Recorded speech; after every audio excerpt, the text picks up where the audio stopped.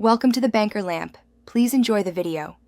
You start by preparing the AirTag and your workspace so nothing slips or scratches the case. First, confirm you need a CR2032 battery and place the AirTag on a soft cloth. Next, press down on the stainless steel back and twist counterclockwise with a coin. This releases the cover. You'll feel resistance, then a click as tabs clear. Once the back pops loose, lift it off gently and set it aside. Make sure not to lose the rubber gasket around the rim. Once open, remove the old battery by hooking a fingernail or non-metal tool under its edge and lifting straight up. Avoid bending contacts. Observe orientation. The plus sign faces up toward you when replacing. Take a quick look at the metal contacts and the rubber gasket. If you see debris or corrosion, gently clean with a dry cloth or a cotton swab. If the gasket is damaged, replace it before closing because it keeps water resistance intact. Make sure the new battery is fresh and sealed.